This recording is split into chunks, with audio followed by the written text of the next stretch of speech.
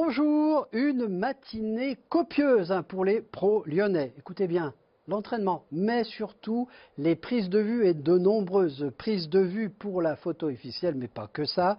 Mais le point d'orgue de cette journée, c'est cette longue conférence de presse de Jean-Michel Aulas qui a fait le point sur de nombreux dossiers mercato et on commence avec le dossier Mariano. L'offre de Séville est arrivée sans qu'on l'ait sollicité. Par l'intermédiaire des agents. Et à un moment donné, on s'est concerté tous les quatre, avec Vincent qui est là et même Gérard Houillet.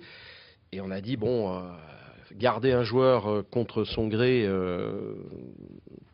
c'est probablement une mauvaise préparation pour une saison saine et avec des relations unifiées entre les joueurs. Donc voilà, donc on a négocié et puis on est tombé d'accord avec Séville. Et vous le savez, puisque je crois qu'on l'avait évoqué, il n'y avait pas du tout la clause qui nous liait au Real de Madrid est une clause de match-up, c'est-à-dire qu'ils ont la possibilité, quand on a trouvé un accord avec un autre club, de pouvoir s'aligner dessus. Voilà, donc c'est la seule clause qui existait et on n'imaginait pas que cette clause puisse être levée. Et en fait, hier, le Real Madrid nous a indiqué que ça les intéressait. On négocie actuellement, il n'y a pas de décision de prise, parce que c'est un petit peu compliqué. Il leur restait 35% du joueur, du moins de la plus-value sur une revente éventuelle. Est-ce qu'on est dans le cas d'une revente? Oui, probablement, puisque c'est Séville qui avait fait une offre. Est-ce que il y a quelques questions de base à se poser. Voilà, et donc pour nous, on va laisser partir Mariano sous réserve qu'on se mette d'accord et qu'il puisse passer une visite médicale. Voilà. Alors la contrepartie de la question, c'est de savoir est-ce qu'on a le remplaçant. On y travaille, mais on ne l'a pas aujourd'hui. Alors on poursuit maintenant avec les candidats pour le remplacer. Premier profil, Moussa Dembélé. C'est vrai qu'on est intéressé, c'est une des pistes qui nous intéresse, il y en a d'autres. Donc on est rentré en contact avec le joueur. Le courant est, je crois, bien passé, lui il est intéressé. Après, à 2 jours de la fin du mercato, évidemment, c'est compliqué pour le club qu'il détient, même s'il s'est fait éliminer de la course à la Champions League. Donc voilà, donc on discute sérieusement. Bruno Genesio était bien sûr présent durant cette conférence de presse. On parle certes de Dembélé, mais aussi de Pépé. Les deux profils me conviennent et suivant le profil qu'on fera, on adaptera après pour le deuxième joueur qui viendrait éventuellement à Lyon. Mais pour l'instant, Maxwell est toujours là. Donc si on n'a qu'un seul départ, à savoir Mariano, on ne prendra qu'un seul joueur. Et Christopher Martins Pereira pourrait être prêté, bien sûr. Autre dossier à suivre. Et puis nos confrères ont abordé la sentence de l'UEFA, la sanction, le premier match à huis clos de Ligue des Champions au Groupama Stadium. Il faut être pragmatique, c'est-à-dire que on a eu une première sanction à la suite du match de Beşiktaş qui était une exclusion avec sursis des Coupes d'Europe. Donc on a eu très chaud. Là aussi, je rends hommage aux juristes qui sont allés se battre au TAS. On a fait tomber le sursis.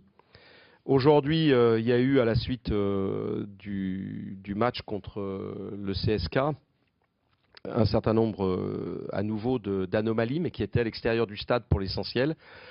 On se prend une sanction qui est une sanction grave, mais qui n'a rien à voir avec l'exclusion de la compétition. Donc voilà, donc je pense que c'est un signal qu'il faut donner à nos supporters et aux gens qui sont autour, mais aussi aux gens qui gèrent la sécurité à l'intérieur de l'Olympique Lyonnais. Il faut qu'on en tire les conséquences, parce que cette fois-ci, ça va être très gênant. Je pense que tout le monde va prendre conscience, si on tombe contre Barcelone et que c'est à huis clos, que ça va être un immense gâchis, mais il faut que ceux qui en ont la responsabilité l'assument. Nous, on va se battre pour faire obtenir, on va faire appel, on va essayer de minorer les choses, mais je pense que voilà, la sanction est là et il faut l'assumer. On n'a sûrement pas été parfait. Voilà. Maintenant, est-ce que la sanction est trop dure? Probablement, par rapport aux faits qui ont été incriminés, en particulier pour le match de Moscou. Et le président a parlé d'un manque à gagner de 4 millions d'euros dans le cas de ce huis clos. On en vient à parler entraînement. Cet entraînement avait pour théâtre le splendide écrin du Groupama Stadium et pour arroser la séance, une petite pluie. L'échauffement, le thème, la conservation, 3 équipes, 2 qui gardent et bien sûr une qui chasse, vous en avez pris l'habitude.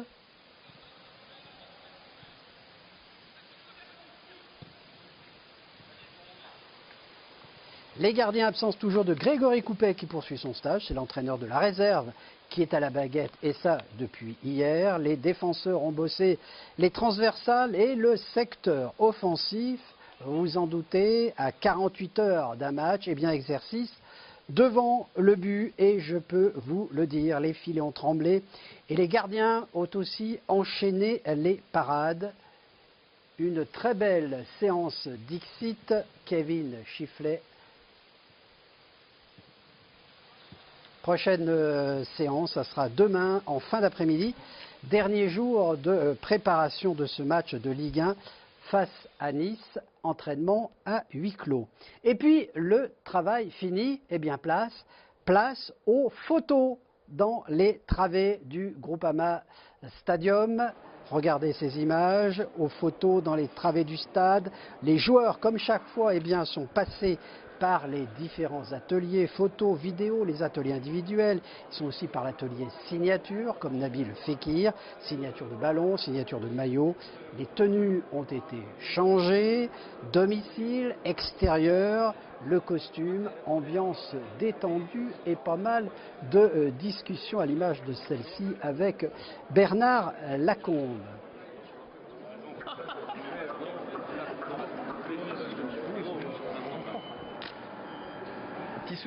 Et cette ambiance souriante, vous l'avez vu, la preuve, avec les images d'Olivier Tolakides. Ouais, c'est pas mal. J'ai eu plusieurs pauses à faire, mais ça s'apprend, c'est formateur. Plein d'ateliers, plein de petits trucs à faire, donc voilà, c'est bien. C'est lui qui me lâche pas, déjà, on me confond avec lui dans la rue ou sur le terrain, donc faut qu'il se calme un peu. Mais bon. Le plus élégant, là, c'est la gorge, là. Il est beau gosse. Moi, je suis beau gosse. Ça, c'est le beau gosse du club, ça. Comme il dit lui, le plus beau gosse. Une devinette. Le plus beau gosse. Allez, pour finir cette grosse journée, regardez ces images, encore signé Kevin Chifflet, une prolongation de contrat dans le bureau du président et la prolongation de contrat de ce défenseur brésilien que vous reconnaissez, Marcelo.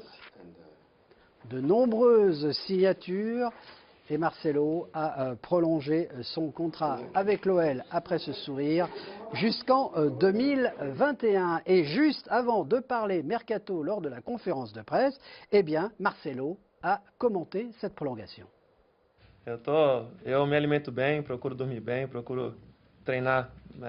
Moi, je me sens comme quelqu'un qui a 18 ans encore. Je dors bien, je m'alimente bien, je n'ai aucun problème, j'ai une hygiène de vie parfaite.